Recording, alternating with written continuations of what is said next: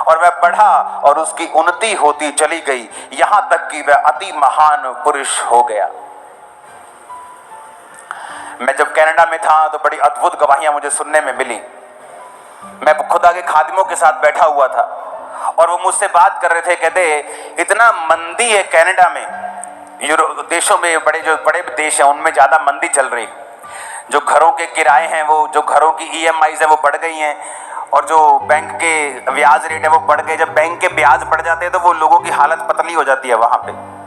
तो बता रहे थे कि इतनी मंदी है कि लोगों को बड़ी मुश्किल हो रही है वहाँ पे। और जब मैं बात करके अपने चर्च में आया और वॉलंटियर से मैं बात कर रहा था, तो एक वॉलंटियर मुझे टेस्टिमनी दे रहा था कि मैंने यहाँ पे इतना परमेश्वर ने मुझे ब्लेस किया है कि मैंने अपना करोड़ों रुपए का घर लिया है।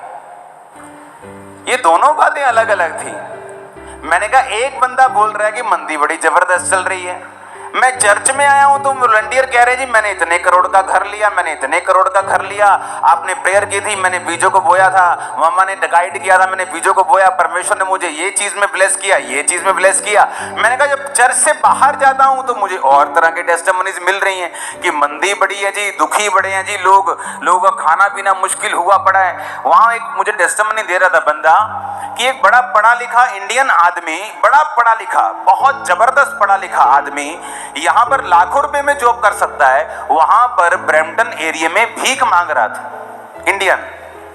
तो जब मेरी टीम सुसमाचार, वहां कनाडा की जो टीम है वो सबसे अधिक सुसमाचार जो करती है वो टोरंटो की टीम है कनाडा की, तारीफ करो उस टीम के लिए, खुदा बंदा, सबसे ज्यादा काम वो टीम करती है, सबसे ज्यादा। वो एक एग्जाम्पल है सब ब्रांचेस के लिए, इतना नंबर 1 परफेक्ट जबरदस्त काम वो करती है।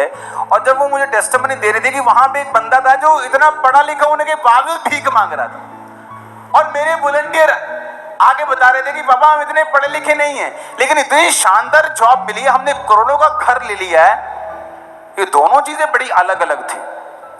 जो लोग सेवकाई में थे वहां पे कनाडा ब्रांच में, वो बता रहे थे कि हमारे ऊपर परमेश्वर का इतना अनुग्रह है कि जब हम छुट्टियां लेते हैं मालिक हमें छुट्टियों को भी पैसे दे रहा है, वो हमें अपने बिजनेस का पार्टनर बनाने के लिए तैयार हो गया है, जहां पर उसको 18-20 लाख रुपए महीना बचा करेगा।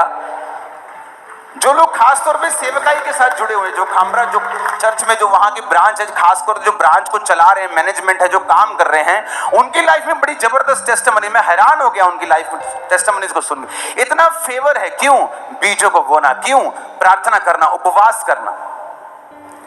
तो एक तरफ सूखा पड़ा है, एक तरफ लोग भीख मांग रहे हैं, एक तरफ लोग लाइनों में खड़े हैं, और दूसरी तरफ कम पढ़े लिखे लोग टेस्टिमनीज देने के लिए आ रहे हैं कि हमने घर ले लिए, बाबा मेरे पास 4 गाड़ियां हैं, बाबा मैंने परमेश्वर ने मुझे बरकत दी है, मैं अपना रेस्टोरेंट खोलने जा रहा हूं, परमेश्वर ने मुझे बरकत दी है, मेरी फैमिली ने मुझे ब्लेस किया है, मेरे बॉस ने मुझे ब्लेस किया है, वो मुझे अपना पार्टनर बनाना चाहता है। टेस्टिमनीज देने के लिए लोग आ रहे थे। मेरी टीम में कितनी टेस्टिमनीज थी कि परमेश्वर ने मुझे ब्लेस किया, मैं एक नया रेस्टोरेंट खोल रहा हूं, वहां पे मुझे इतने लाख रुपए एक महीने का एक रेस्टोरेंट से बचेगा। तो मुझे साफ साफ नजर आ रहा था जो वचन में लिखा है, जो जितना बोएगा वो उतना ही काटेगा। एक तरफ अकाल पड़ा हुआ है, लोग भूखे मर रहे हैं, और वचन क्या कहता है? परमेश्वर पिता आप सब लोगों को इस वीडियो के सुने जाने और देखे जाने के द्वारा बहुतायत से आशीष और बरकत दे। सबको जय मसीह की।